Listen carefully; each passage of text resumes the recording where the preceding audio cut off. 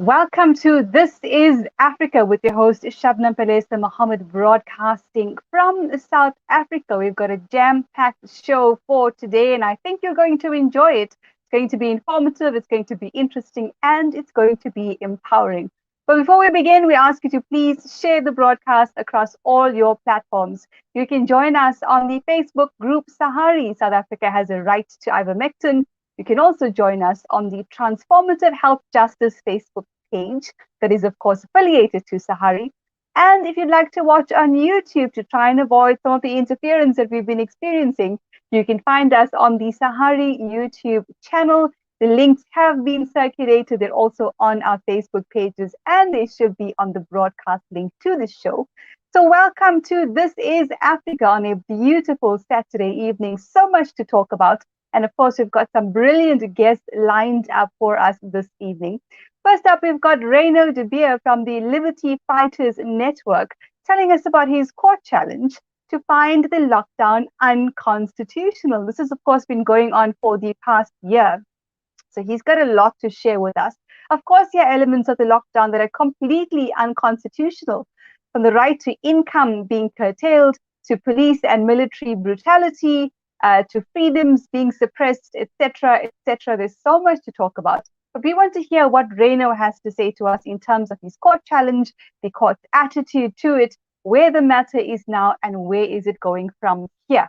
After which we will be talking to Ricardo Marman on a very controversial topic. Ricardo has taken the matter of the virus isolation to court. In Ricardo's belief, the virus has not been isolated. Now, he's not the only one that's been saying that. There are a number of doctors and scientists who are saying exactly the same thing. So it's going to be interesting to hear from Ricardo. What is his theory based on? Is there any evidence? What is the attitude response from the court? Where to from here? So Ricardo Marman up after Reino de Beer, and he will be followed up with Jay Sanchez, who is, of course, a Bolivian-born, US-based lawyer, very familiar to Sahari for his support of the South African campaign for vitamin I, but, of course, doing his own advocacy work in the US and around the world to make sure that people have access to vitamin I. Of course, Jay has also been to the International Criminal Court to complain on behalf of South Africa for access to ivermectin or vitamin I. We need to be getting used to saying that. We're trying to reach Reino de Beer currently. If you know Reino, please let him know that he is up first. So we need to have him ready for this conversation. Following Jay Sanchez is going to be Bongani Mthembu. Now, Engen is creating numerous problems in the South Durban area, from environmental pollution affecting the health of people living in the area to health and safety issues. Last year, there was a huge explosion that happened in the area that injured people and displaced people as well. This is, of course, a health issue. Where is the matter currently? What is the attitude of Engen and government? And what can people do to get involved? Very important conversation there with Bongani Mthembu. And of course, our last guest, certainly not least in World Parental Alienation Month, is Brad Pullen. He is an alienated father. He's been alienated from his child. And he's going to tell us about what he believes is the mental health impact of alienation on children and parents, and how we need to change our approach to alienation. And of course, become parents who co-parent in the best interest of the child. So we're not able to reach Reino de Beer. We're going to take a quick ad break, and let's see if we can get Ricardo Marman on instead. We will be right back.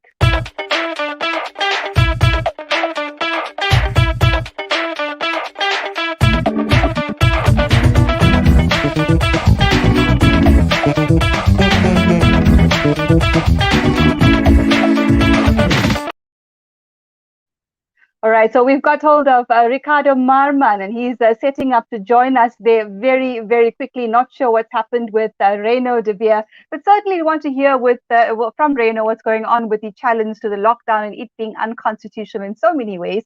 We'll take a couple of your comments while Ricardo is setting up there. Helene van der Merwe cannot see me. That will be quite strange. Can you see me now? I hope so, Helene. My camera is on. Marina, can you hear me? Can you see me? Good evening, everyone. There you are. Great speaker yesterday. That would be Dr. Rapiti, of course. His video has been shared several times, and we're so excited about that. Brilliant speaker. I mean, really speaking truth to power, telling us about the benefits of vitamin I, but also appealing to doctors and challenging the SAPRA, the WHO, and of course, Big Pharma for their role in keeping this medicine away from us. Certainly a lot more to uncover in terms of medical fraud and corruption and how it affects our health. So of course, we'll have Dr. Rapiti back. Keep up your good work, Shabnam, in connecting genuine doctors on the show. Thank you very much, Razak Kasim. Good evening, Mahihlo no Rigi Lehlois. I hope I said your name correctly, my sister. Thank you and welcome.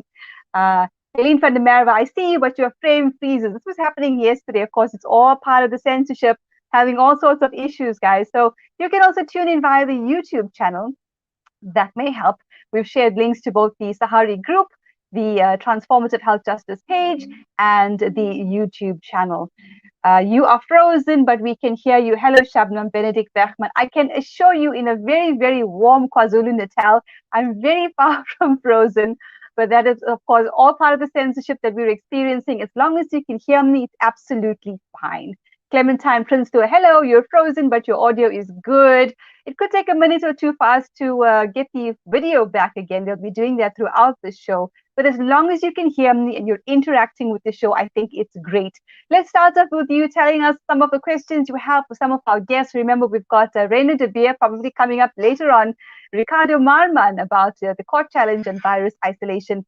Jay Sanchez, the Bolivian-born US lawyer, huge supporter of Sahari and our fight for vitamin I, followed by Bongani Mtembu from SEDSI, talking about Engine's reign of terror in the South Durban area, followed by, finally, Brad Pullen talking about the mental health impact of parental alienation and appealing to parents to learn to co-parent in the best interest of your child. We see good evening, Shabnam. The comments are coming up quicker on the stream than they are on Facebook. So sometimes I can't see your name immediately. But as soon as I do, I will be announcing your comment and your name there as well. Dina Golden says video is frozen. Unfortunately, that's what they're doing to us. At home, nobody is using the Wi-Fi while I'm on. So I'm not sure what is going on except for the censorship. But you can try YouTube. The link is up on the Facebook page as well as the Facebook group. And we've also distributed the YouTube link on our Telegram channel. So if you're on Telegram, you can try and watch us from YouTube. We're just waiting for Ricardo Marman to join us. See, Jay Sanchez is ready already for this conversation. I think we were going to have him a little later on, but let's bring him on early since he's here first. Jay Sanchez, welcome to This Is Africa. Oh, well, thank you for having me here. It's a real pleasure and honor to meet, to speak to you guys. You guys have done amazing. Absolutely. South Africa, amazing. Well, we appreciate your support, Jay. I mean, you've been hugely supportive and very vocal of our work as South Africans advocating for vitamin I. Why is that? Where does this great support for us come from? I mean, well, I've been involved with the fight, and I've explained this to you, and a number of people know this, but I've been involved with the fight for ivermectin since March 31st. I mean, in the wee hours of March 31st, I was doing research on ivermectin because I actually wanted to get some. I actually had bought some on March 25th because I was I'm a bit of a prepper, and so I had my antibiotics, I had my food and water and all that, and I had my mask, toilet paper. I had, everyone was looking for Yes, toilet of paper. I had course. Toilet paper but frenzy. yeah, I had my toilet paper, but I realized I didn't have. I thought we were going to shut down here for the duration, and so I looked at my medicine, my medicine stash, and I had antibiotics, had antifungals. I did not have an anti-parasite drug, and I realized that perhaps an anti-parasite drug might help me and my family fight off coronavirus. How did you To figure that out, Jay? Well, I mean, I I used to have cows in Bolivia, and actually, I'm not Bolivian. I'm Puerto Rican. I was Puerto my Rican. My I'm apologies. Puerto Beautiful. born in. Okay, it's okay. It's just a lot of what I've talked about. It deals with Bolivia because I lived there for Right. a number of years, and I Mm-hmm. a cattle ranch there. I had a nightclub there. I worked with oil and gas, and but when I was in Bolivia, we had these. I would give ivermectin to my cows, and I noticed how I had a different cow in a week after giving him the or her the ivermectin, um, and I it was understand. I mean, what we would do there is we would give them the ivermectin in the event that we had to give them some sort of stressful procedure, so such as dehorning or vaccinating and giving antibiotics. We would give them the ivermectin before that, and so I did some research on March 25th, and I said, well, these I found other preppers take this ivermectin, the cattle version. They said it was safe, and so I went and I bought. I got the cattle version, arrived here March 28th. I set it aside, and then March 31st, I started to do research because I was still scared that I could I was afraid of taking something meant for cows. But I did remember that in Bolivia there were people. I never did this, but there were ranchers that actually gave ivermectin to their employees, and so Mm-hmm. drank it right out of the bottle. And so I said, well, okay, maybe I can do it too. And I did as I was doing my research, I saw a paper that said that ivermectin stopped the replication of something called the flavivirus. Mm-hmm.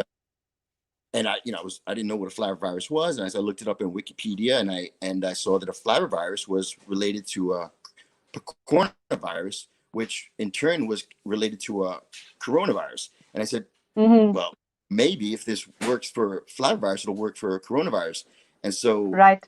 I shot an email to 17 scientists at a lab in Milan that were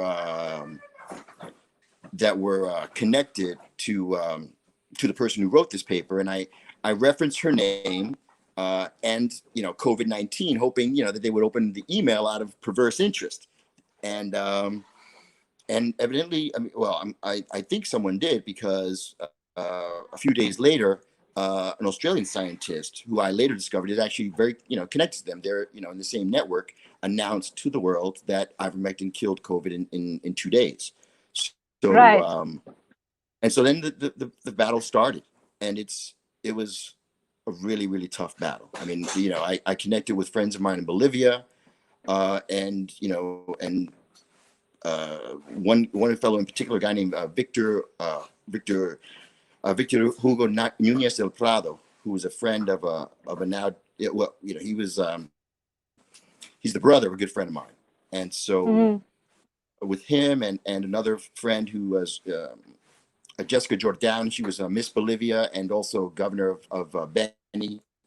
She started to spread the word in Beni, and that's when the main city of Beni is Trinidad, and that's when Trinidad started to give out ivermectin free to people, Mm-hmm. and but the suppression started right there. Right then I Right. Tell us actually. about some of this suppression, Jay, from mainstream media to establishment professionals who may have said to you, Jay, don't talk about this thing, or started to insult you even.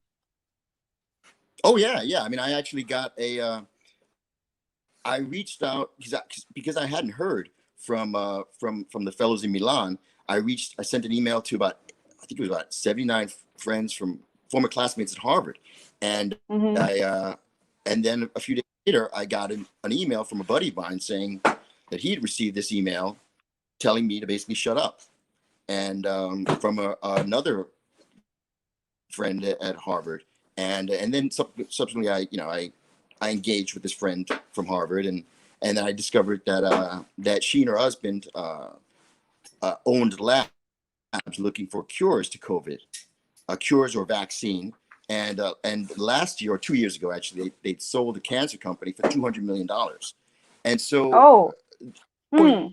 it became obvious to me that Hmm. that these somehow the goal was not to cure people, the goal was to make money. Right. And yeah, Well, that still is the goal and so since then, of the predatory. It's still the goal of the predatory elite and their puppets. But I'm going to ask you, Jay, to rather say vitamin I, as ridiculous as it sounds, and if you're referring to the V word, rather say the V word or say injection. That's the levels of ridiculous at which we're at in South Africa, right? What are your observations and I'll thoughts do of that. the South African struggle, Jay? What are your thoughts on what's going on in South Africa? I just think it's amazing what you guys have been able to do. I mean, it's like it seems like you have a real democracy there, and Well, because it's a democracy. Well, I mean, it's something that you. When I say real democracy, I don't mean that the system necessarily is a great system, but the fact is that the people in South Africa rose up, and yeah, in a way that I haven't seen anywhere else, really, except for Bolivia. Bolivia, they rose up there too, because what happened in right. Bolivia is at one point there was it was illegal for my friend Victor Hugo told me that there was a point in 72 hours, 3 days that you could at the very beginning when ivermectin was first mentioned. There was a point where it was illegal for a doctor to prescribe it, that you could actually go to jail for prescribing eye vitamin, and and so what Now, a why bunch of would that doctors and be? I mean, what is your hypothesis, Jay, on why it would be illegal to prescribe an NHI, safe drug, WHO essential drug, Nobel Prize winning, highest safety profile? Why would anyone be arrested for prescribing it? Surely it's a doctor's prerogative. well, I agree, but I'll tell you the reason why I think it happened. I noticed when I first found that after I sent out my email, I started to go on Facebook and to reach out to friends of mine in Bolivia and who are on Facebook. Unfortunately, I'd gotten rid of my old Facebook, and so I had to go renew it and reach out to these people again. And as I was reaching out, I noticed that there was a fellow who was indicated as a friend of some of my friends who actually indicated that his work was he worked for Gilead. So I was shocked. I was like, what is Gilead doing in Bolivia? And quite frankly, I think they were, in my opinion, they were behind a lot of that suppression in Bolivia. Um, yeah, that was my view. All right. No, well, I can Gilead I can relate. And yeah, have you yeah. Gilead? Sorry, go ahead. I'm sorry. You were saying about Gilead? Oh yes, it was Gilead. Gilead, Gilead Sciences, the ones that make remdesivir. They had an Mm-hmm. office. Evidently, they Well, opened. They had people working for them in Bolivia, and I thought that was strange. I mean, there could be an argument for them to be in Bolivia, but I just thought it was real strange. And uh, so and so and since then, obviously you see a connection, Jay.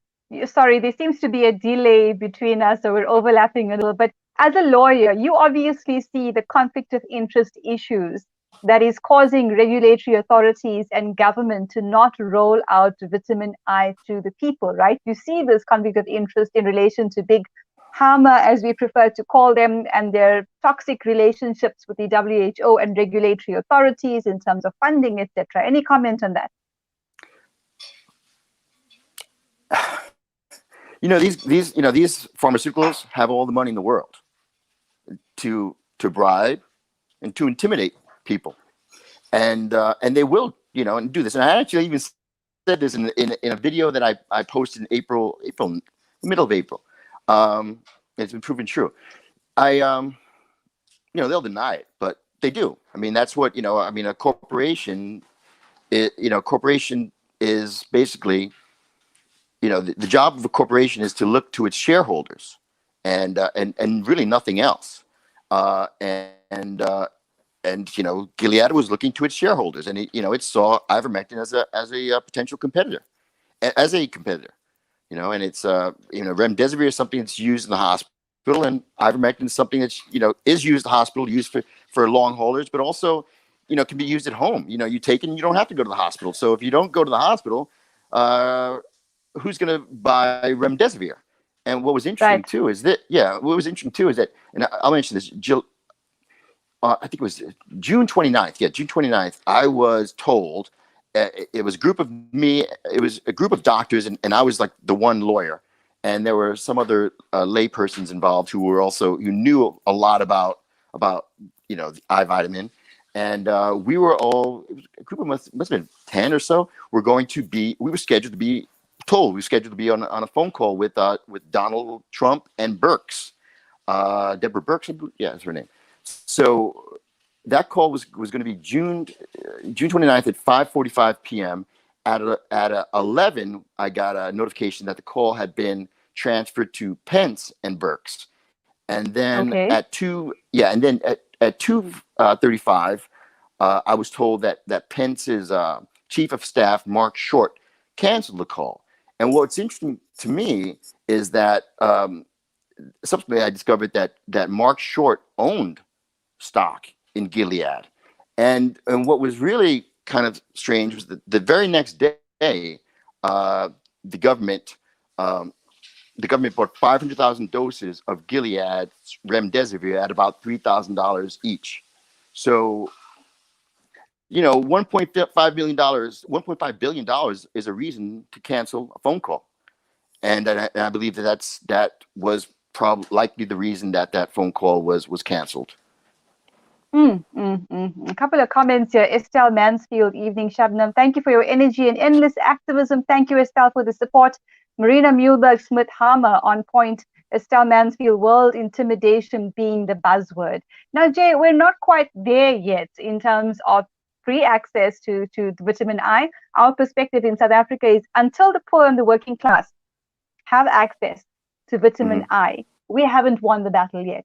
It must be I agree. I available at agree. government hospitals, at clinics, and over the counter at pharmacies for those who can afford the pharmacy costs. It should not be a Section 21 application by the regulatory authority, which is a useful and futile exercise and is, of course, a violation of the human rights of the poor and the working class, of course. People can't afford doctors. They can't afford a Section 21 application.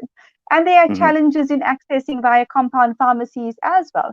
A lot of Mm-hmm. doctors and pharmacists are still afraid because of all the brainwash that has gone on over the last 3 months regarding vitamin I, partially, of course, anchored by commercial or mainstream media. So what are Mm-hmm. your thoughts, Jay, on where to from here? Because we know this is a global campaign. We're working together on the Twitter sphere, on the social media. Sahari is out on the streets distributing flyers and talking to people. Where to from here? What is your opinion? Uh, Keep on keeping on, and spreading the word. I mean, everyone. I mean, that one amazing thing is that when I first started pushing for ivermectin, I mean, it was just me, and then a group of people, and then the group grew larger, and then there was this one group in Facebook, Ivermectin MD team, which really, that Yeah. was a group of about 10,000 people it's reached, which and there were a bunch of medical professionals there, and that really made a big difference. Um, I mean, we all have to join and remember our humanity, and I've the amazing thing I've seen is that you've and it's such an incredibly diverse group of people who've been pushing for ivermectin, and people of all Absolutely. religions, of all backgrounds, of all types of jobs, and doctors, and you got grandmas in Tennessee, you got top doctors and top lawyers pushing for this, and you've got young men in India, and everyone's just using their creative ideas. I mean, we've got a huge creative reservoir right now to take advantage of, and it's amazing. I mean, everyone, I mean, the contributions that everyone has made is just amazing. So we've got a great team, and we've got to continue growing that great team, doing what you're doing, keeping everyone, tight, and keeping them, you know, motivated, because it's hard to do this fight. I'm fine right now, but Yeah, back in the early days, it was really hard, really hard.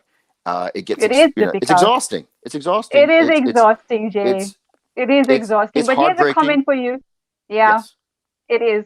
Jay, thank you so much for all you've done and still do for South Africa to assist us in our fight to get vitamin I on the map. That's from Renate Advocat. Oh, Josie yeah, I Paquet, know. you know her. Yeah, Josie Yeah, Paquet yeah. from New Mexico says, hello from New Mexico, USA. Thank you for having Jay Anthony Sanchez on. I suspect we'll have to have him on again because he's got a lot to tell us. Jay, before you go, I want Hmm. to show you our set IV free animation. I know you've been a huge support of it, but let's Oh, have a yeah, I look love it. with It's a great you. idea. With, thank you. With you here with us, let's have a look.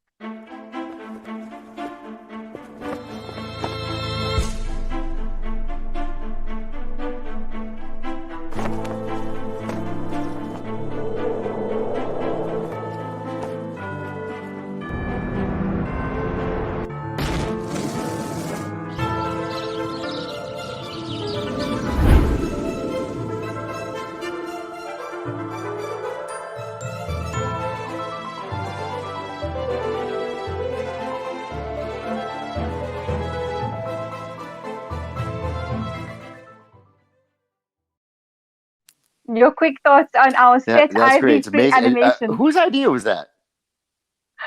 I would have to Oh, say can you that hear would me? be mine without trying to take too much of the credit. But I've been working with an incredible team, including Dr. Nanda Hmm. Subin, who's a renowned artist and political cartoonist and Can you guys hear me? animator. Because now I can't hear you. I don't know what's going on I here. can hear you clearly. Now, well, if you can hear me, I'm just saying Yeah, that's an example of where we have this creative reservoir that's yes, growing, and that's an example of that. Where someone came up with this great idea, and a number of people have said the same. They're saying, "Oh, I wish I thought of it." But the idea is that we shouldn't just wish we thought of it. We just have to think of some other ideas and use other ideas that have worked out there to spread the word. yep, that's exactly it. I'm not sure if you can hear me, Jay So Sanchez, but I I'm want to not say sure if thank you. I can't hear any of you. Um, I can hear you, but Unfortunately, thank you, Jay if you can Sanchez. still hear me, I mean, unfortunately, I mean, Yeah, this is an issue we've had with Facebook, a lot. I mean, suppression began, for the suppression began for me. My in April, my videos were taken down from YouTube. They were made impossible to share with Facebook, to Facebook. Um, Facebook actually took down my Facebook page twice, deactivated it twice. Um, Fortunately for me, I do have a friend who's very close to Sheryl Sandberg, and I reached out to him a couple times, and the first time I reached out to him, um, 2 weeks later, the chief marketing officer of Facebook stepped down. I'm not sure if that's the reason, but I did notice that the censorship stopped for a bit. And then it started again, and then I complained to my friend again, and then a couple of weeks later, the head of advertising integrity for Facebook stepped down, and then the suppression stopped for a while and started again. And I reached out to him when you all were having your issues, and at that point, my friend was like, "Listen, Jay, there's nothing I can do. I don't know what's going on with Facebook." So yeah,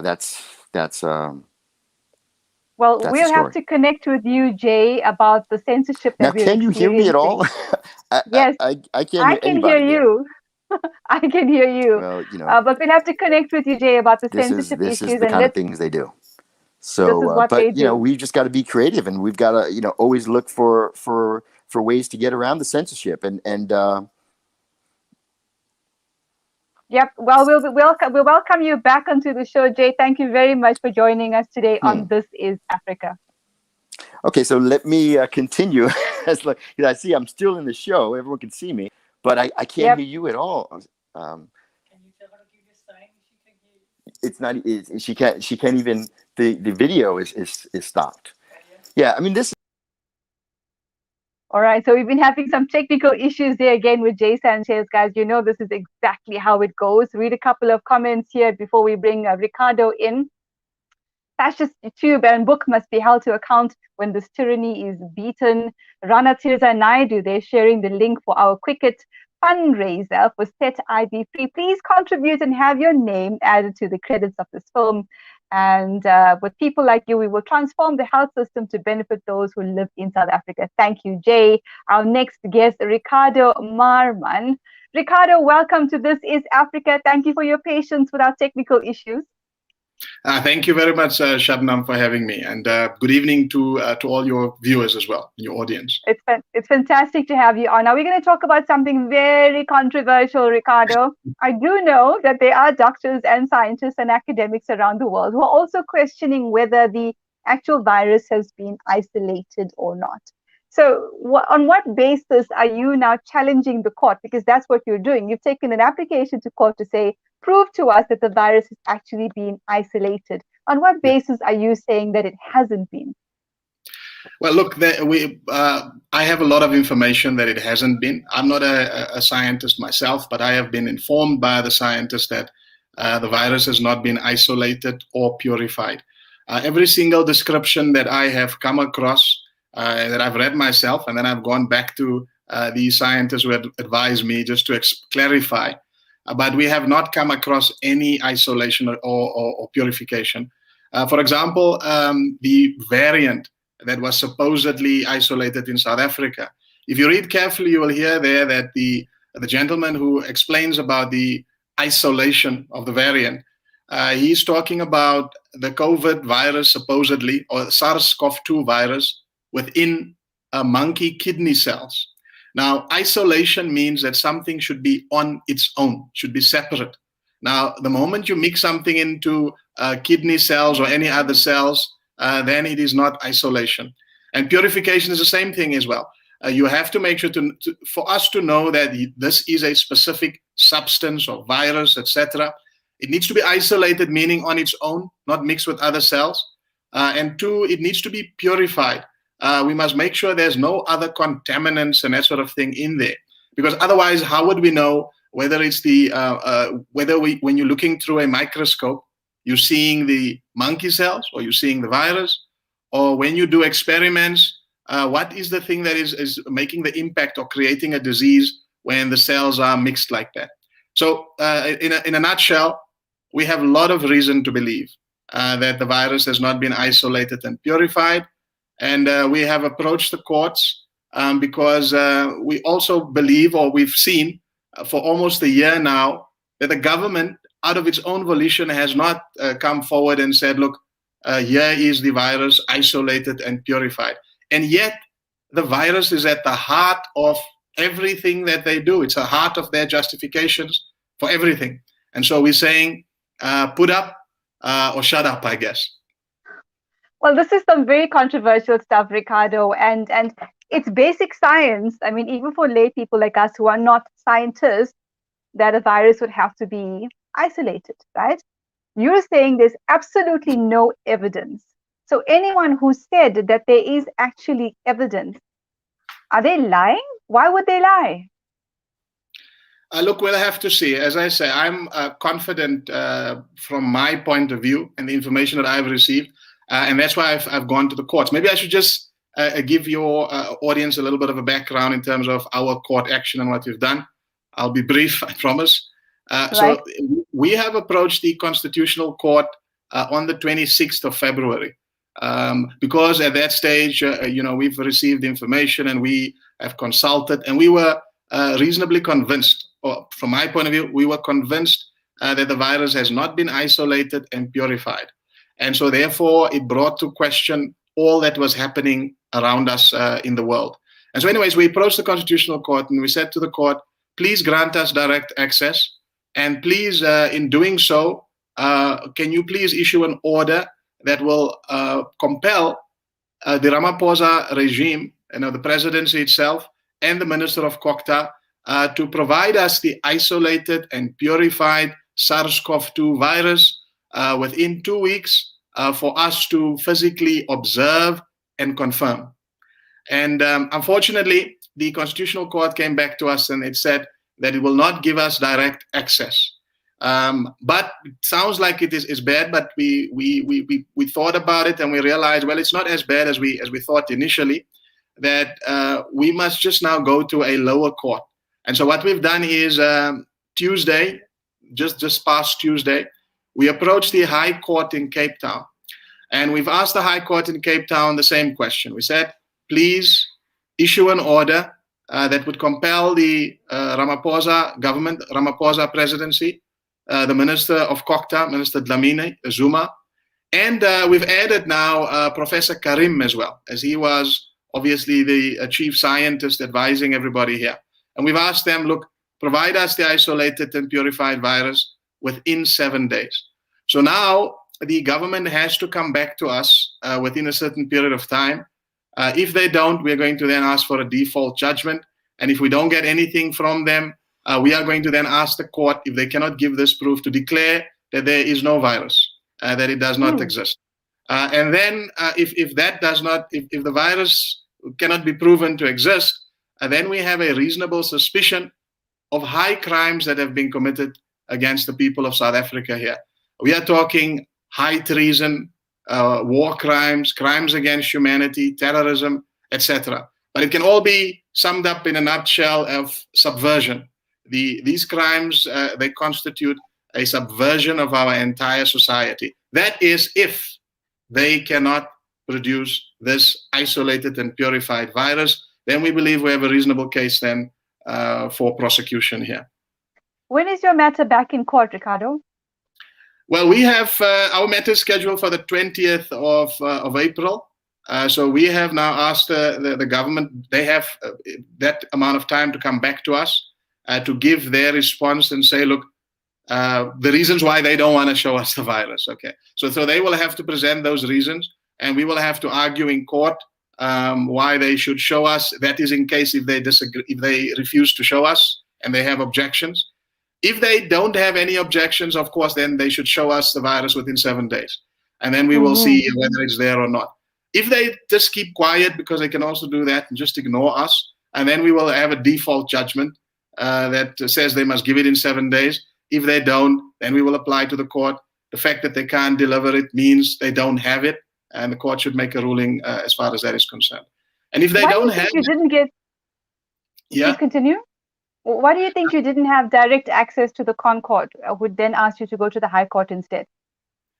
Look, our reasoning, I'll answer that question maybe in this manner. Our reasoning for going to the Concord was, one, that this was a very urgent matter, and a matter that needed a relatively quick decision. Because if we were going to any other court, then it would escalate after some months or years and eventually end up in the Concord. So that's the first reason we said. The second reason was obviously, the second reason was that if there is no virus, then we are sitting with a constitutional crisis here, because that would mean that the entire executive branch of the government and the legislature are under reasonable suspicion of extreme and high criminal behavior. So therefore, it's a constitutional court matter. The constitutional court is the only court that can then deal with the situation. What do we do with an entire executive that has to stand trial, and with an entire legislature that has to stand trial? Now, the court said no direct. This is massive, Ricardo. This is massive. I mean, do you have a team working with you, or are you the main person? But we have a team, but as you can imagine, we're fighting against, I think your previous guest mentioned, with people with unbelievable amounts of resources. So we're a very small team, myself, advocate, attorney, etc. And that's it. And part of the reason, obviously, that I'm happy you gave me this opportunity is so that other people can understand the importance of what we are doing and hopefully come forward to support, financial support and legal support, more importantly, for lawyers and advocates to come forward and volunteer their services. Well, so, the last time we checked, Ricardo, the right to freedom of expression still existed in our constitution. And so it's important to give you the space to talk about your court challenge. Please continue. Yeah. Look, you brought up the constitution, and I brought up the issue previously of subversion. So part of the reason that we did this, and part of the reason why I am suspicious, or that I was initially suspicious whether a virus existed or not, is because of the reputation of the World Health Organization. I quite frankly do not trust the World Health Organization, and I quite frankly do not trust the United Nations, and I don't trust our executive and legislature, because I am of the view that they have quite literally sold us out. I don't know if I'm sure your viewers, your audience is aware, but the thing is, for them to go forward with this virus or pandemic, they don't actually need a virus to continue this. According to the to the international health regulations that our country is a signatory to, it's a treaty that we've signed, and based on this treaty, it gives the World Health Organization a de facto government authority over us when the World Health Organization declares a level 6 global pandemic, which they have done. So when a level 6 global pandemic is declared based on the international health regulations, all health authorities that are signatories to this and to the World Health Organization have to obey the instructions of the World Health Organization.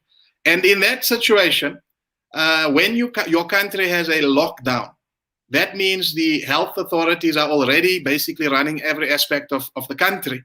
And therefore, the World Health Organization, by extension, runs the country. Now, what kind of parliament agrees to this? And this is not the only... It's a subversion of sovereignty, isn't it?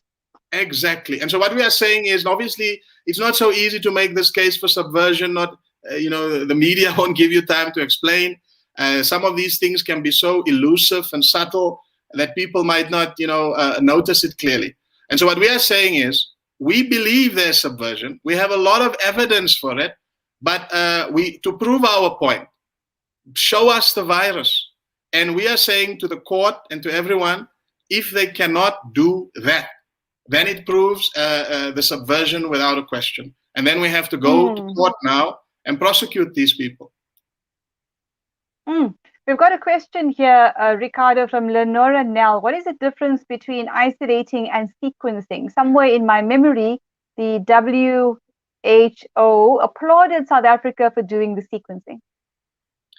Look, as I say, I'm not a scientist, but unfortunately I've been forced now to read a lot of these things. Look, in isolating, what we mean is to separate the virus from any other contaminants or cells or anything just on its own.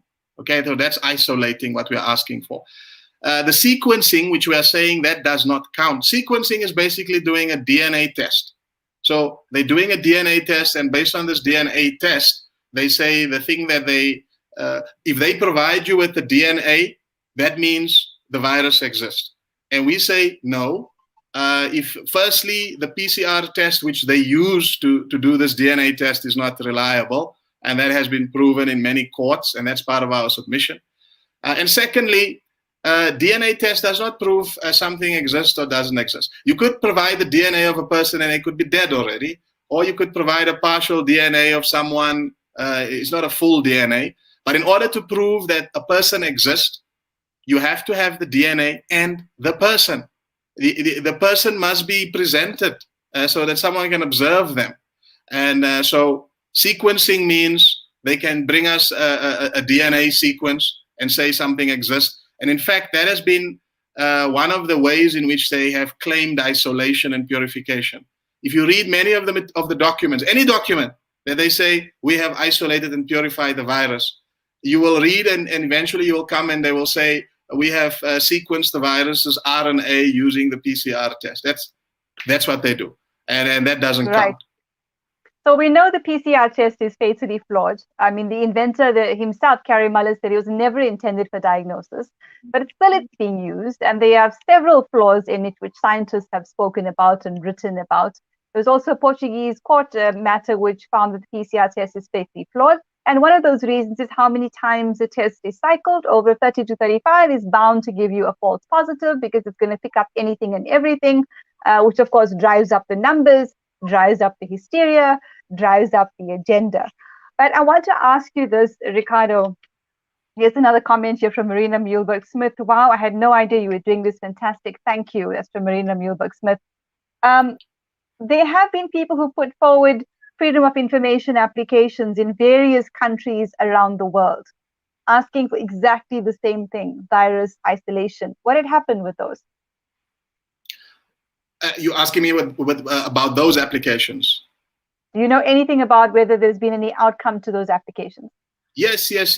Many of those applications that I have had sight of, where the governments have purely just said, we have no record of such. I'm speaking under correction here, but I think tens of governments this request have been made by many governments. And so far, out of, I think, 30 to 40 governments, none of them have brought the records of isolation or purification. In fact, what I've done in South Africa here as well, I wrote a letter to the president 27th of April 2020. And I said to the president in the letter, as part of this information request, legal information request, and I said to the president, look, this is a strange national disaster that you've just declared here. This is a probabilistic disaster. So it's not clear and present in front of us like an earthquake or tsunami that we can all see. So therefore, Mr. President, please provide us all the information that has informed your decision to do this and to declare this disaster. Epidemiological reports, you name it, provide us all this information. I've made this request on the 27th of April last year. And the presidency, the reason why I made it to the presidency is because the president made a statement in his speech. He was the one making the announcement. So therefore, he needs to provide the proof of what he's saying. But the presidency referred me to COCTA. And I think eventually from COCTA, I was referred to the health authorities, the health department. But I'm sitting here with zero information after a year. So no reply to you from the president or COCTA or the health minister, nobody? Now, I've received the reply. The reply from the presidency was, we are going to transfer your request to COCTA and to these others. And they gave me the proof of the transfer and all of that. And I've received nothing. Yeah.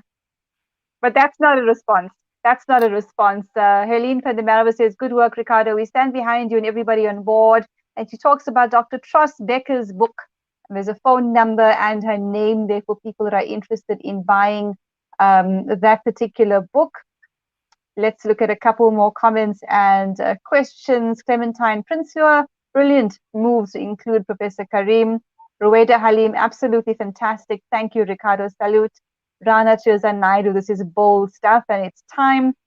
Marina Muehlberg-Smith, she's speaking about the PCR, which has been debunked ages ago as a reliable test, which the globe keeps using regardless. It's madness. You know, Marina, I've even tweeted the health minister several times about the PCR test and got absolutely no response. Even after the WHO came back and retracted its position on the PCR and what the cycle threshold should actually be, we saw no announcements, as we do on every other, product that's out there for sale regarding the virus. We saw no announcement about the PCR testing. So it'd be interesting to ask our labs audiences, if you're watching, reach out to your labs in writing preferably and ask them what cycle threshold they're using for the PCR test. That's what we actually need to do and get a response in writing. Benedicta Bergman, well done, Ricardo. You are so brave. Let's see. Rana Tirza Naidu, a bot parliament. Well, we've been saying that our healthcare system is captured. Would you agree with that, Ricardo? Is there any doubt about that in your mind? Not at all. Not at all. As I look, the subversion is very bad in our country.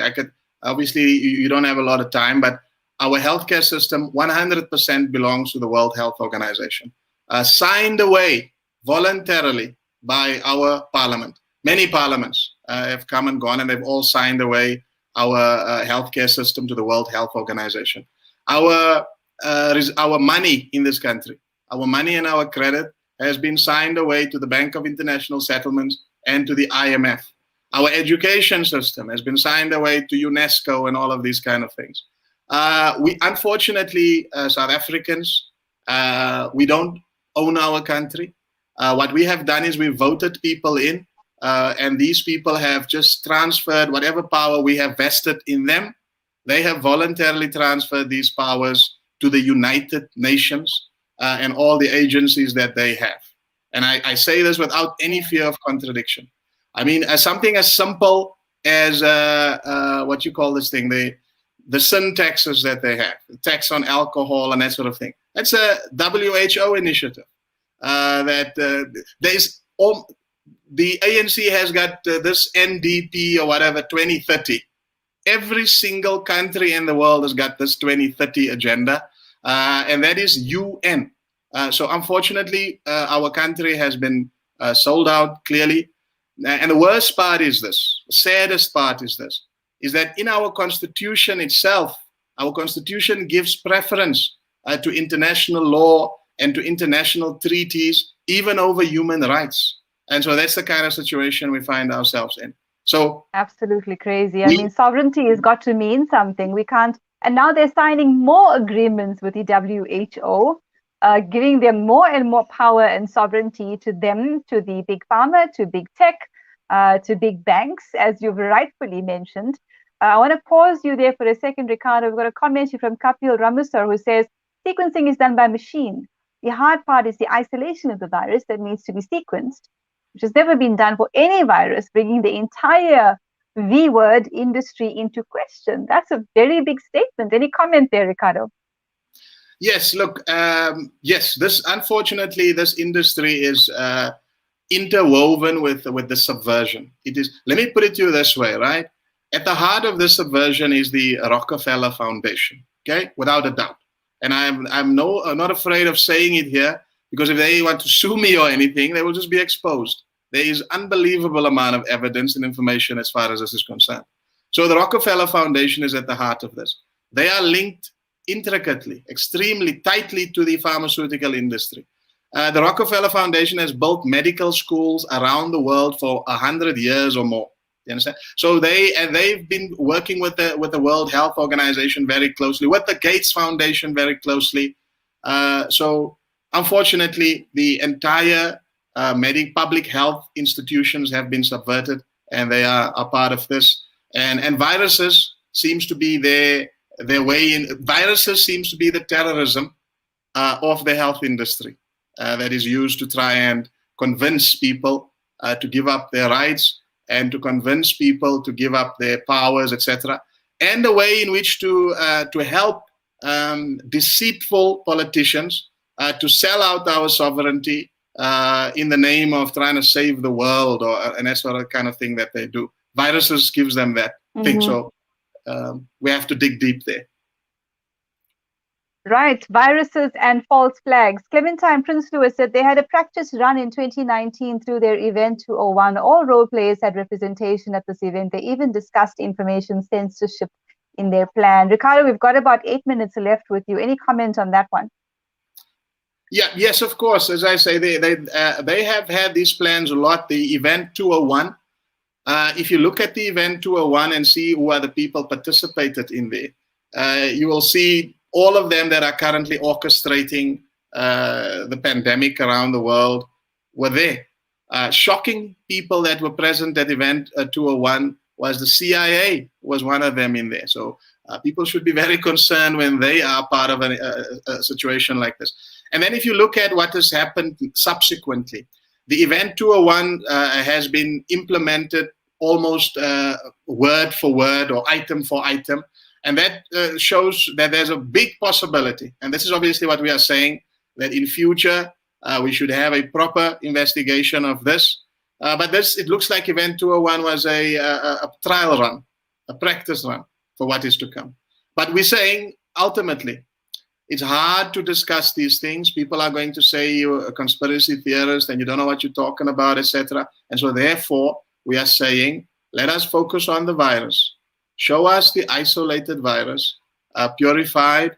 If you can't do that, then I think people should not believe anything else that comes out of your mouth, and we should investigate everything. And as I say, we have many reasons to believe that these people in the form of the World Health Organization, the World Economic Forum, our own president, etc., that they are part of a big gang that have been subverting our societies.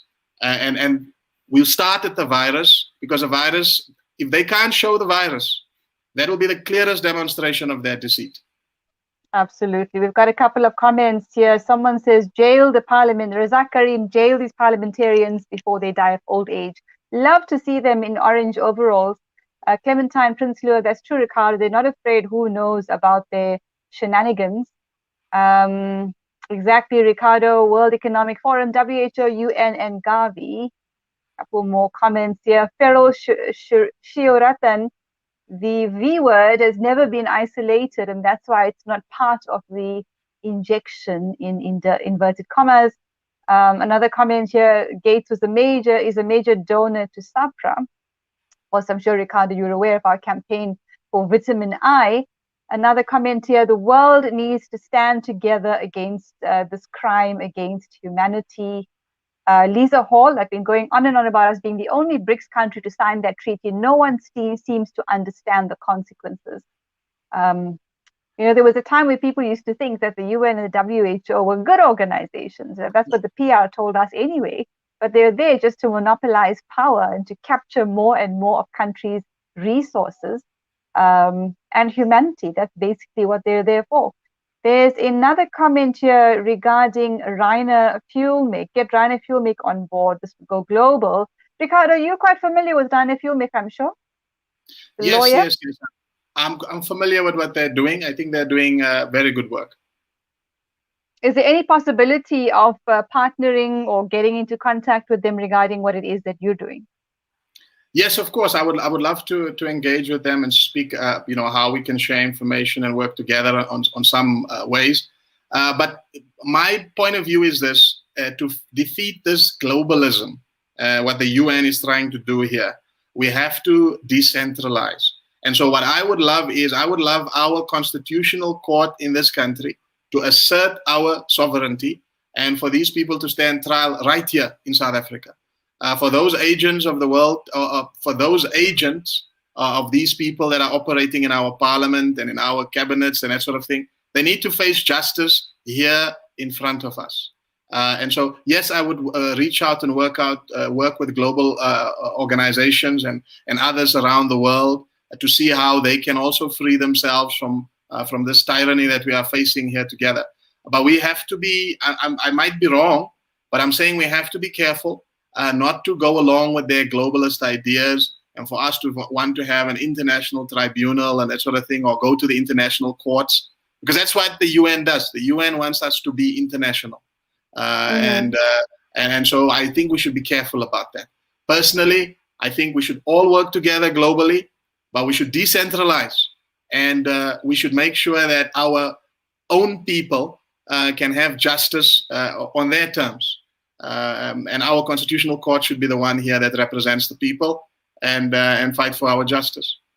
Well, it's going to be a massive test for our courts here. Teresa Grayling, more than 7 billion people are sold out like sheep, 1% controlling us. How flippin' sad. It is, but having said that, more and more people are waking up and rising up. Rana Tirza Naidu, Ricardo, you are one brave individual. Facebook user, global agenda converts us to sheep if we allow. Where to from here, Ricardo, and how can people support you? Look, where to from here is that we have to put pressure on this issue, try to spread this message as far as possible. We have to ask this question: where is the virus? Show us the virus. We want to see it. We can't just go on faith. We can't go on faith on politicians that have a history of lying and deceiving us. They have to prove it, okay? And scientists must also prove it, because they always say that religious people are crazy because you believe in things that you can't see. Conspiracy theorist, aren't you? Aren't you called a conspiracy theorist, Ricardo? How many times have you got that recently? Yes, people do that, unfortunately. But we are saying now what we have to do is put pressure on them to show the virus. Secondly, obviously, with our court case here is we are very close to some successes, hopefully. We are one decision away from having the grounds in which we can approach the Constitutional Court for a prosecution and for uncovering and having an investigation into a mass-scale subversion. If people think that the Zondo Commission is anything, this is state capture on steroids, if you want to call it. So what I'm going to ask from people is, please spread the message. Please try to support us. Maybe they can get into contact with me through you. get into contact with me, support me in whichever way you can. We need financial support, obviously, and we need lawyers and advocates to come forward. We have a big case to fight. This is just the first step. Big step to fight, still the first step. Rana Teresa Naidu, how do you believe our people will or should go forward after the outcome of this case? Well, look, this is our intention. If I have a little bit of time, I'll just explain this briefly. This is our intention. When our ideal outcome is that the virus is proven to not exist, that would mean there's a reasonable suspicion that the entire executive, because the president and the entire cabinet have been pushing this virus and pushing this agenda. So if there is no proof of its existence, then there's a reasonable suspicion that they have at least deceived and lied to the South African people. And we believe much more crimes. Same with Parliament. Parliament should have asked this question that I'm asking now before they approved this declaration of disaster. So we then will say that the Constitutional Court must set up a special prosecution. A special prosecution, I can explain obviously the reasons for that, but we don't have time.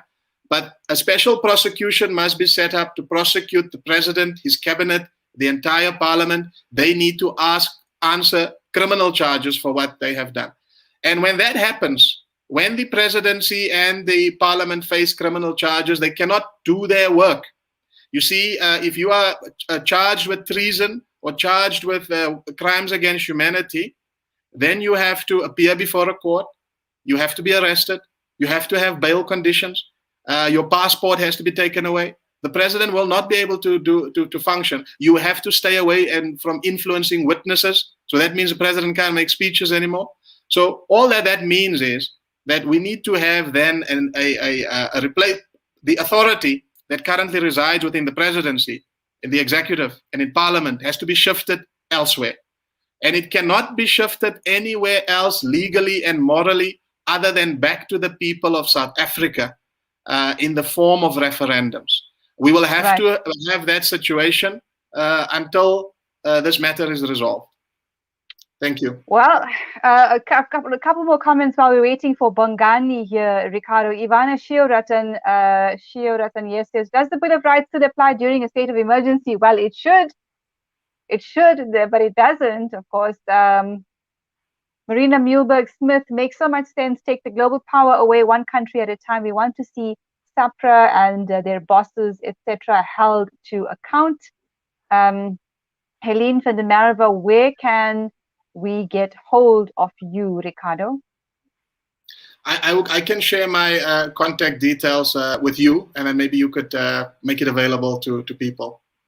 All right. Maybe if you've got an email address, is it okay if you share that with us, or would you prefer that I share it with the individual request? Yeah, what I can do is then, obviously, I didn't unfortunately come prepared for that. I'm not used to asking for this kind of assistance. It's not what we were thinking of. So what I'll do then is, Shabnam, if you don't mind, I will put all my contact details to you, and then you could then make it available to people. For those who want to contact me now immediately, please, they can maybe contact your show. And then you can send them my way if that's not a problem.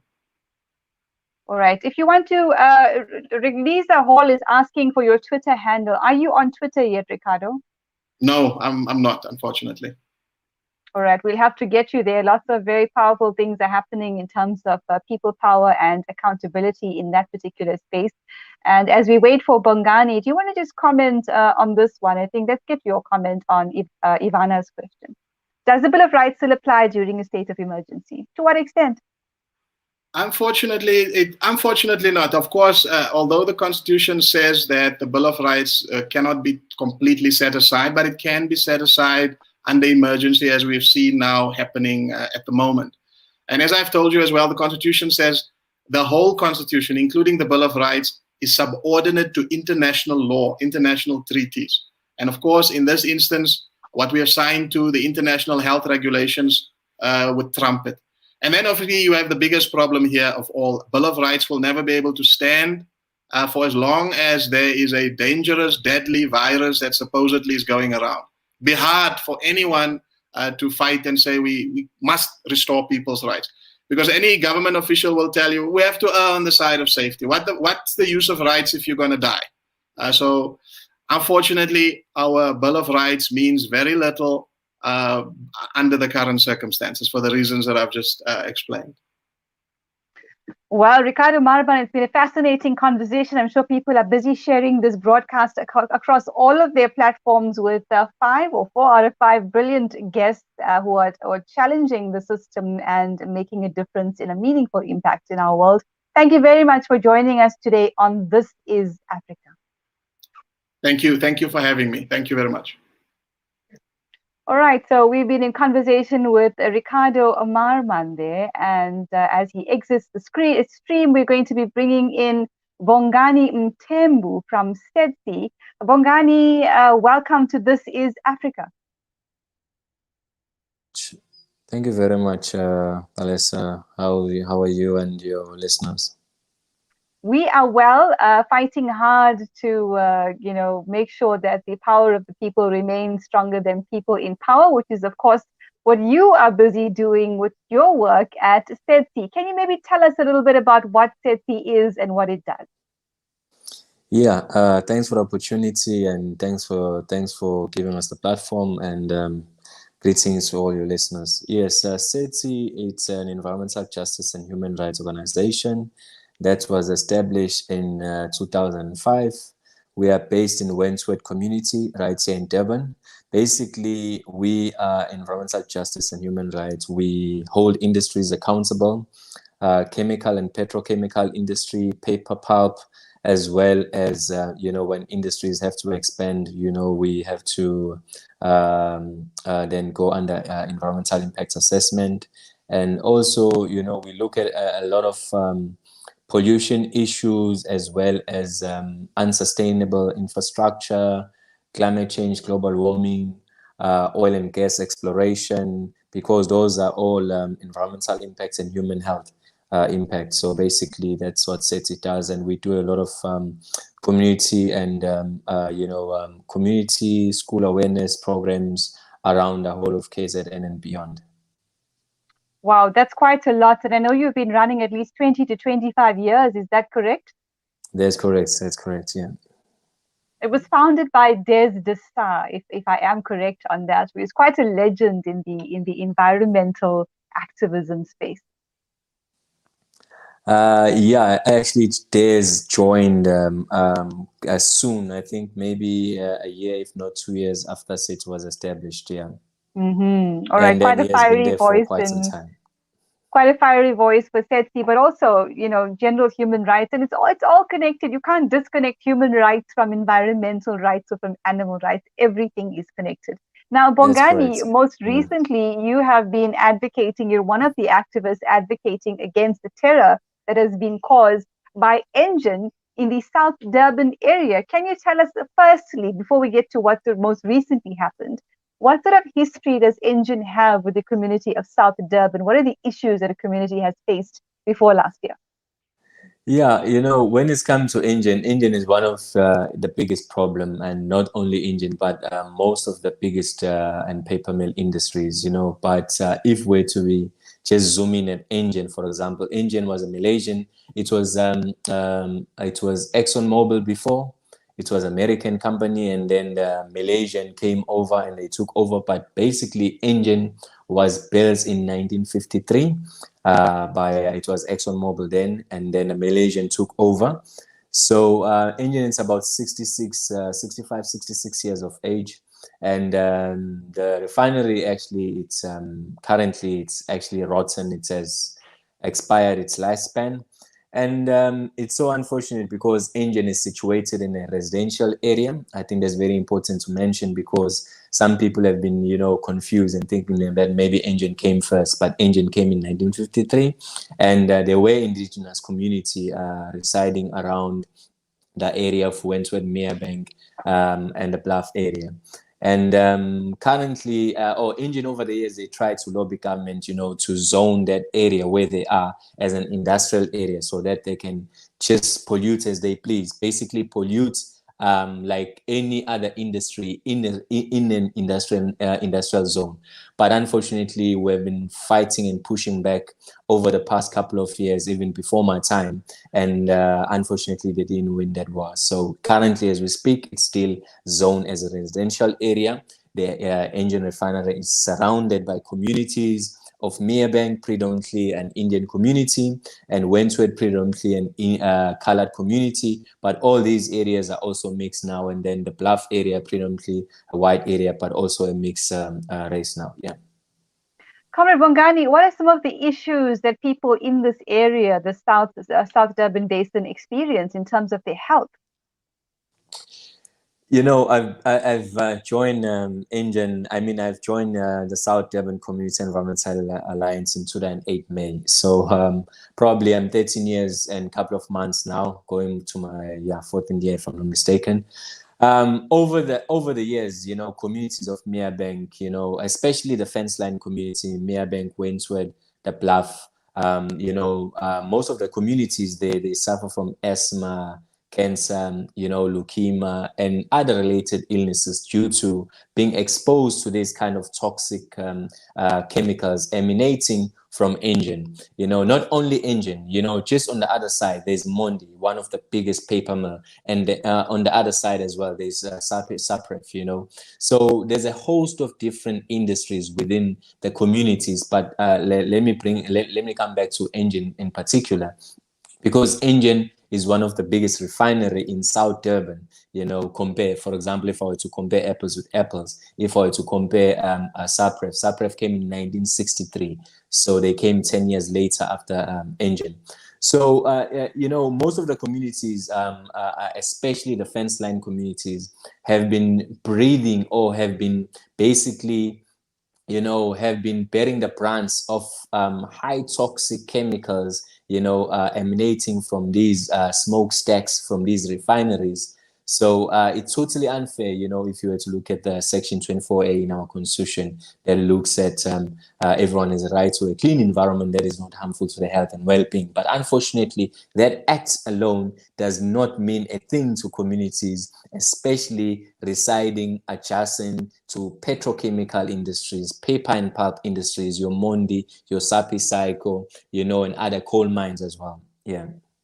What kind of government would put these kind of industries in a residential area, Bongani? Wouldn't you consider it to be an act of treason? No, definitely. You know, especially if you look at because when these industries were there, it was during the apartheid time, you know, and then basically the communities of Merebank and Wentworth, considering that there were indigenous communities residing along, especially in that area. And then the apartheid government then brought the refineries, in particular Engen, and then they brought cheap labor, you know, and then that's how communities of Wentworth and Merebank was established, you know, cheap labor to these industries. Because if we were to look at, for example, during those years, the Bluff community, there's a buffer in between the refinery and the Bluff area. You know, there's a green lung, you know, before you actually arrive at the Bluff community. But unfortunately, pollution has no boundaries.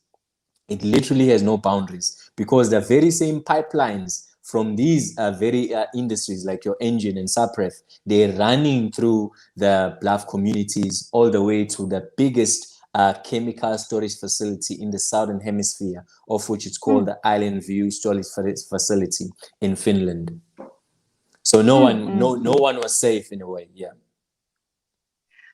Wow, that's a lot to absorb, especially for people who have no idea what's happening in South Durban or how you are affected by industrial pollution and why your government would allow that to happen. It's the same in Johannesburg with the acid and gases seeping out of mines and affecting people in horrendous ways, right? Yeah. People don't know that. They think that ill health is just normal. It's actually not. Bongani, what has happened last year, especially for people who have no idea what's happened last year in the South Durban area? What happened with Engen and how has it affected the community? On the 4th of December 2020, Engen, you know, did what they are famously known for, or known of, you know, explosions. You know, if I were to compare apples with apples again, you know, from the time I came to that 8 May to date, Engen has had numerous explosions. And when we speak about explosions, hopefully your listeners will think exactly about explosions, something that brings fear, that brings trauma to the communities, especially communities that are on the fence line of these industries. So Engen has been a problem. They have had numerous explosions compared to Sapref. If I were to count, probably Sapref has had, ever since I came from 2008 May, probably Sapref has had 3 major incidents, explosions. But Engen has had probably more than 16 major explosions. That on its own, it's a clear indication that the refinery is rotten to the core and it's basically needs to be scrapped, and looking at under sustainable jobs, because currently the very same communities that are residing on the fence line of the very same industry, they do not get fair opportunities to be employed in these industries. It's totally unfair. Yeah, it's totally unfair. And what happened on the 4th, it was on the 4th of December last year, around about, I think, 5 to 7 early in the morning, engine exploded. And when it exploded, basically, it's so unfortunate because even the city of eThekwini does not have an emergency evacuation plan that informs the communities of South Durban, in particular of South Durban, as to what they should do. Example, Shabnam, what people have been informed over the years, they were informed that, especially communities of Meapeng and Wentworth, in a case of an explosion between these refineries, the safe haven for them, it's the Cloud Racecourse, the old Cloud Racecourse. And it's so unfortunate because the very same Cloud Racecourse, as we speak, trucks are moving in and out. It has been privatized. It was sold by Golden Circle to a private company. Basically, it's a logistics park as we speak. So there is no more safe haven for communities of Meapeng and Wentworth in particular. That's what is the situation currently, Bongani? This explosion happened, people were displaced, people were injured. We know that a little girl was burnt quite severely. Yeah. What has happened since? What has Engen done? What has government done? Can you tell us about that?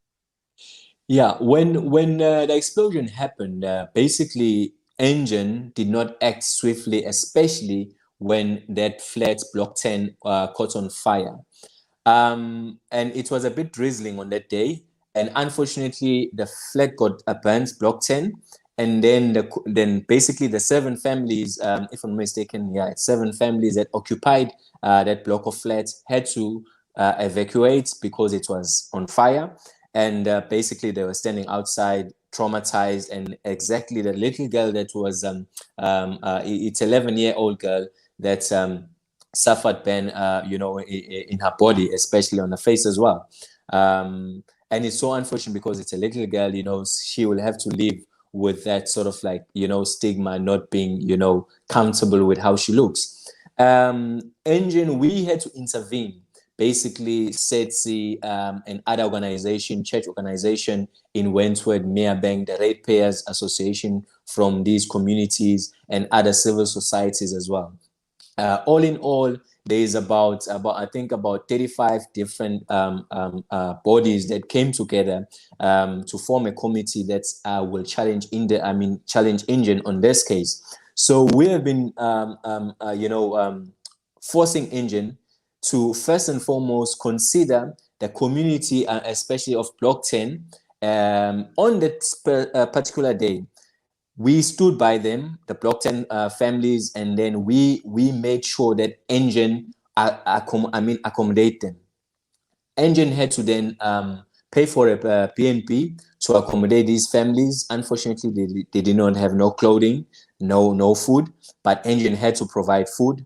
And then, as time went by, then they also had to provide clothing for them because basically all their belonging was basically pants. And then that's also Engen wasn't coming to the party, as everyone accepted, because this is a multi-billion corporation, but they were so reluctant, they were pushing back. They just didn't want to, comply and take responsibility.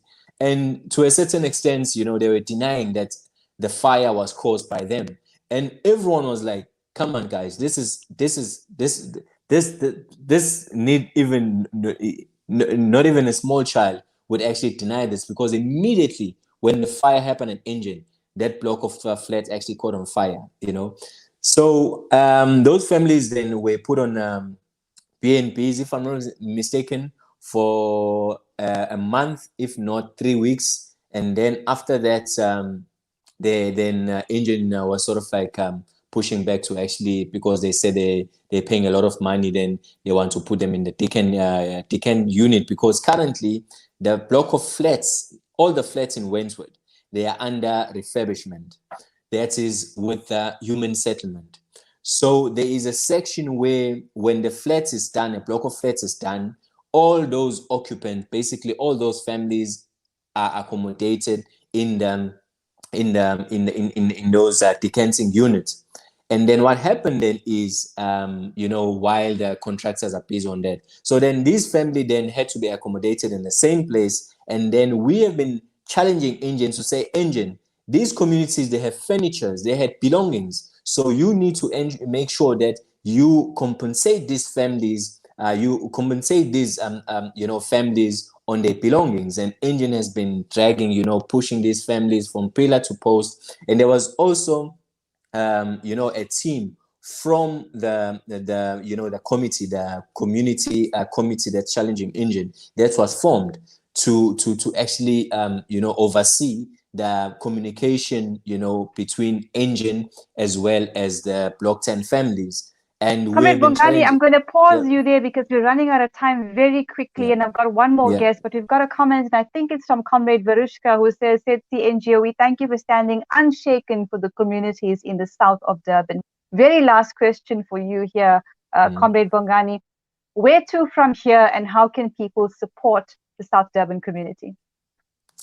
We still, fighting Engine. We'll continue fighting Engine because that's one of our core mandates. The communities are not happy with how Engine is conducting themselves, because they good in claiming that they are a good neighbor, but they do not actually display a good neighbor. A simple incident like this that has actually exposed them. So yeah, the communities can support the struggle, especially this struggle of Block 10, on social media, follow Setsi, and, basically, and, lift the flag of Block 10 communities, especially the young girl that was burnt, because unfortunately, no one can bring her back to a normality. So she will have to live with that stigma. So Engine need to pay the price, and Engine need to come to the party and make sure that they compensate the families, and also build a meaningful neighborhood agreement with the family. I mean, with the communities, especially the committee that's currently, sitting with Engine. And of course, we know that you've got a very experienced mediator there in terms of Judge Kati Govender mediating the situation. Varishka Somamenda Setsi is currently addressing the trucking issues in and around the port. Thank you, Comrade Bongani Mthembu, for joining us today on This Is Africa, and we hope to invite you again soon with more power to the people. Thank you. Thank you. Thank you. Cheers. Thanks. All right, that's been Bongani Mthembu there joining us, talking about Engine environmental and human rights terror. In the final interview on This Is Africa this evening, we welcome into studio Brad Pullen. Welcome to This Is Africa. Hi, Shabnam. Thanks for having me. Wonderful to have you on, Brad. Thank you for joining us to talk about a very important issue, which is, of course, child alienation and its impact on mental health. Very important topic. So we appreciate you joining us this evening. Not a very easy topic, because you, of course, are an alienated father, and that's why we're having this conversation, not just on behalf of yourself, but on behalf of the children who are affected with mental and emotional health issues as a result of being stuck in a situation where parents are unable to co-parent, or where the system comprising of various stakeholders, from psychology to social work to the legal system to the justice system, are not enabling these two parents or assisting them to be able to co-parent in the best interest of the child. Brad, I want to start here. Can you share with us, as much as you are comfortable sharing, your experience of being alienated from your child?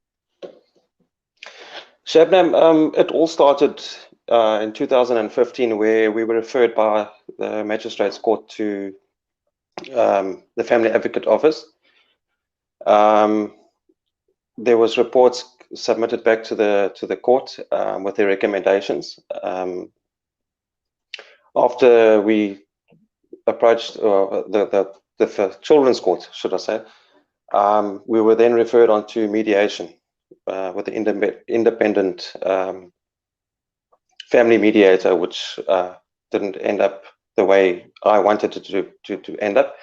And basically, at that stage, there was lawyers involved. I had an attorney. The child's mother had an attorney, and it just built up into high litigation. Eventually, we got to a point where the child was taken to a child psychologist, and an independent report was submitted to the court without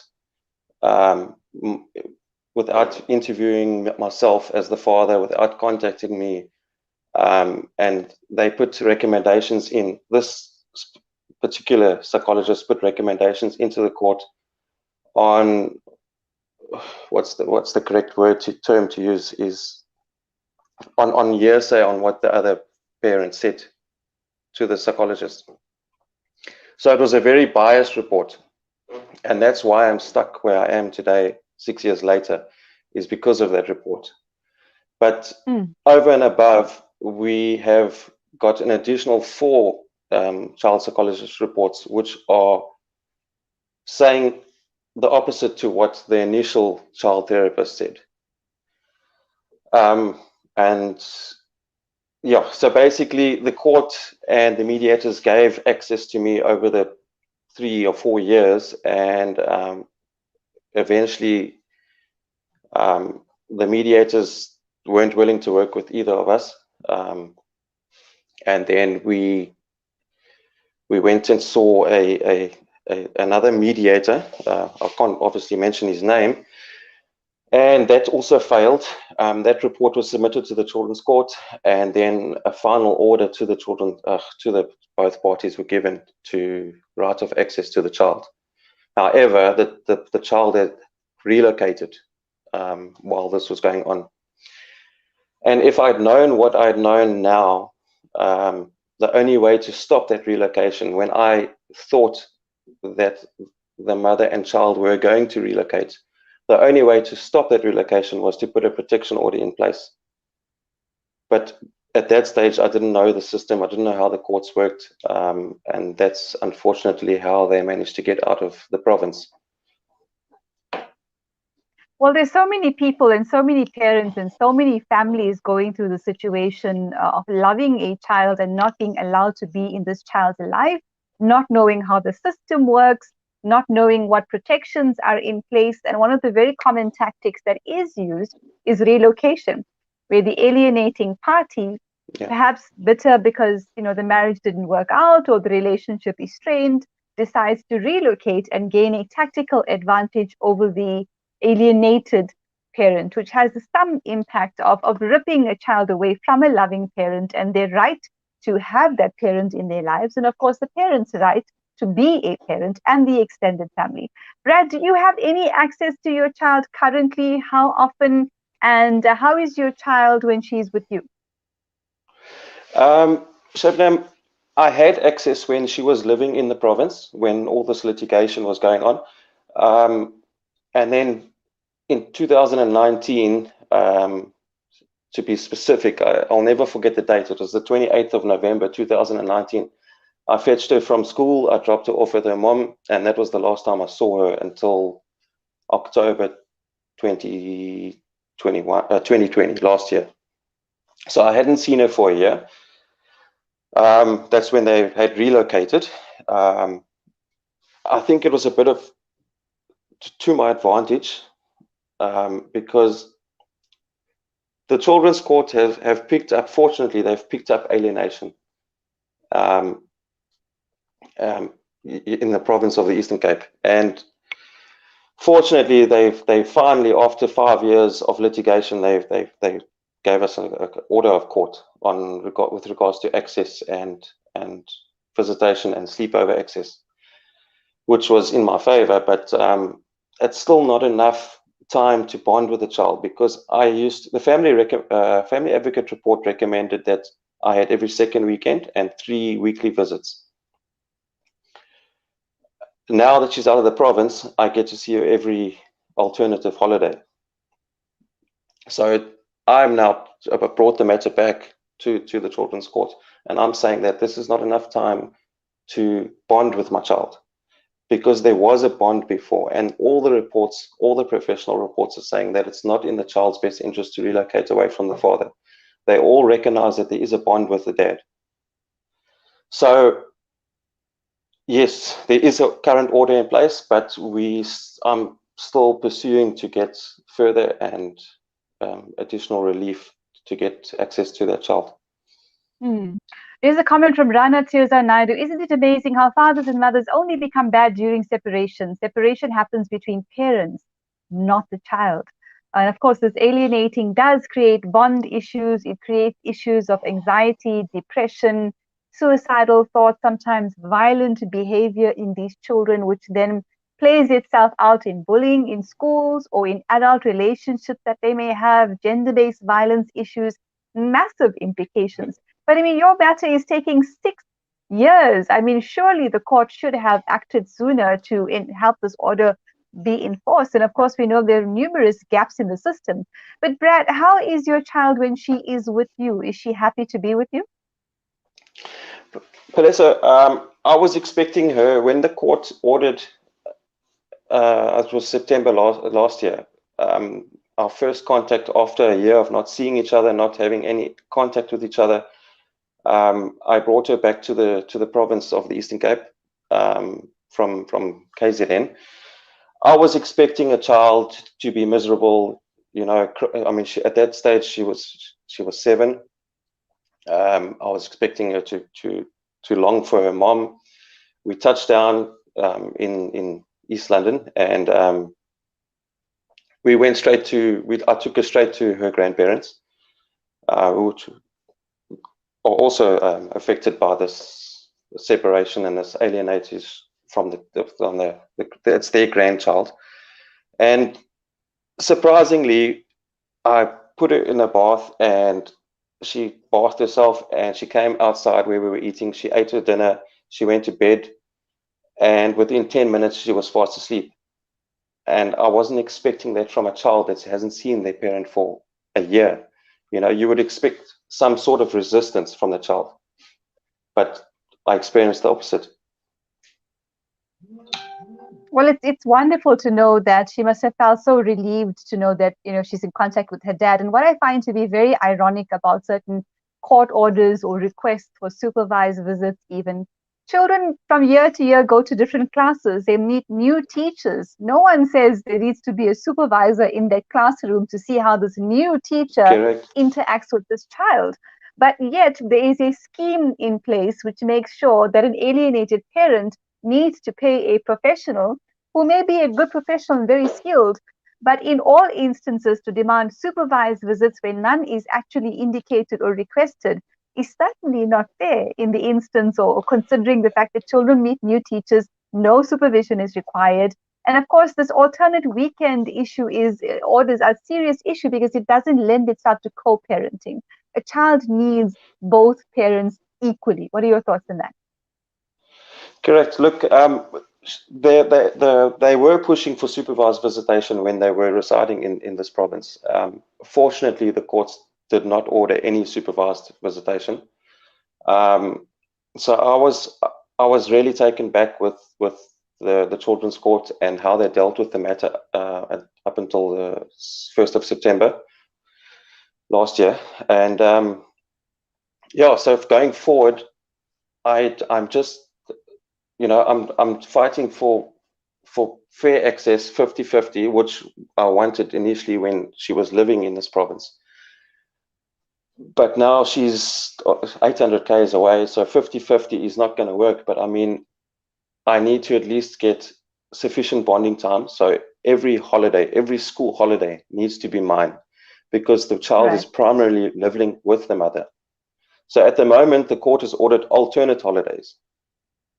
So I'm saying to the court, you cannot bond with a child twice a year, or if you see them 3 times a year, I need to see the child for the full school holidays, every holiday. Well, that's what equity would demand, right? I mean, Brad, what impact does the separation have on your child, do you think? Shabnam, she does suffer anxiety. I did pick that up when I fetched her in October last year. But it's natural for a child to get that anxiety when they're separated from another parent, especially if you're going through a divorce or a separation. So in my view, I don't think she's coping the way I would expect her to cope. But once she's in my care and that bond or that connection has been removed, for example, she's been now taken from her mother and she's now in my care, she's extremely happy. She's a normal child. It's just the issue of the changeover that I pick up that is a problem for the child. So, for example, if I go fetch the child, there's a lot of resistance. She doesn't want to leave the other parent. But once she's in my care for a day or two, she's the child that I knew when she was born in 2013. So, well, I mean, for the first 2 years of her life. Hopefully parents get better at making that process easier. You were saying for the first 2 years of her life? No, the first 2 years of her life, obviously the mother and myself and the child, we stayed together. So the separation happened in 2015. So the child was only 2 when we separated. So I've always had that bond with her. Growing up, even after the separation, we bonded. And then obviously when the lawyers got involved, the litigation gets a bit out of hand. And unfortunately, the lawyers do use tactics to try and keep, for a lawyer, it's a fight. It's not about the child, it's a fight. So currently now, the court has now ordered a lawyer for the child to protect the child's rights. Because the litigation and the lawyers is now between the parents, but now the child's getting stuck in the middle. And of course, so parents are spending more on lawyers than they are on the well-being of their child, and giving away thousands, hundreds of thousands, millions even, that should rather go towards the well-being of this child. What impact is this having on you and your family, Brad? Financially, it's hitting us, or it's hitting myself financially. The child's grandparents are suffering. So, I'm trying to be there for them. They're trying to be there for me as their child. And it's just watching them having to watch me go through what I'm going through. It destroys me. It kills me inside. Going to their home and walking into their home and having everything prepped for the child, and the child's not even in the province. Really heartbreaking. Brad, do you agree that child-parent alienation is a mental health issue, and why?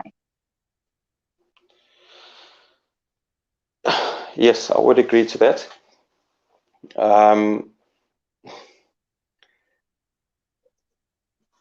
Shabnam, alienation it's a very difficult topic to talk about. If you haven't been through it, or someone doesn't know what alienation is about, they would never understand what the other parent is suffering from the other side. So that's a very difficult topic, and for me to go into conversation about alienation, I don't think I could. It's difficult. No, it's difficult, and I appreciate your courage on doing this on behalf of your daughter, but of course on behalf of all children who are unfairly and unreasonably alienated from a loving parent and family. Brad, people tend to say deadbeat dads. That's very commonly a phrase that's used, and yet we know that there are many good fathers and good mothers who deserve to have the right to co-parent their child. In your view, what needs to change in the system to protect children's mental health? Sure. Shabnam, in the system, I would say the presiding officers, the magistrates, need to get a better understanding. You know what I've picked up when I appear I've picked up the magistrates that they don't know what's going on in that court file, and specifically my court file, which is 5-6 years old, so it's quite a file, you know. And every time you appear, that magistrate doesn't know the history of the file and what's in the file. They open that file up and they see the first thing on the top of what's, and they visually picture what's going on. So it all depends, you know. In court, I've been told you get a winner and you get a loser. So my lawyer will argue, my ex's lawyer will argue, the judge picks a winner and there's a loser. But I think what needs to change is the magistrates need to look specifically at the reports that they've ordered. That I've picked up that they don't look into the reports. So they will order you to go see that child psychologist and take the child there. You will file that report. They do not read that report. It's all based on a lawyer arguing before the magistrate and not seeing what is written on the report about the child and the relationship with the alienated parent. So I would say the magistrates need. Yes, but I would say that because there's so many cases, I mean, I'm sure you're aware there's thousands of cases. Too many cases. If parents would learn to co-parent, then our judicial system would have fewer cases. If you would rather find a way to come to an agreement or go to a mediator, and your very, very last recourse should be the court. Would you agree, Brad? Court, correct. And I just kept getting pulled into litigation. The more I request mediation, I get pulled into litigation. So it's about winning for the other party. For me, it's about trying to co-parent in the best interest of the child. Absolutely. My last question for you, Brad, before we let you go, what is your message to your daughter? My message to her, she knows her dad loves her. I'm quite a distance away from her, but I'm always there for her. And always will be. Thank you, Brad Pullen. We wish you all of the best with your journey to co-parent your daughter, as we do all other parents who are in pain, or families who are in pain experiencing child alienation. And of course, we shall continue to advocate for the best interest of the child and the child's mental health. Thank you very much, Brad, for joining us today on This Is Africa. Thank you, Shabnam. All right, so we've been in conversation with Brad Pullen there. Quite a packed show today on This Is Africa. Of course, we missed out on Reno de Beer. I'm sure he's very, very busy advocating against the unconstitutional lockdown. We also had Ricardo Marman talking about the court challenge on virus isolation. We had Jay Sanchez, the US-based lawyer, very supportive of Sahari THJ, and of course, the campaign for vitamin I. We also had Bongani Mtembu talking to us about Engine's reign of terror in South Durban and how people need to get involved. And finally, our last guest being Brad Pullen in World Parental Alienation Month, talking to us about his experience of alienation, but more importantly, how important it is to preserve the mental health of children by learning to co-parent, by mediating agreements, and by using the courts as a last recourse.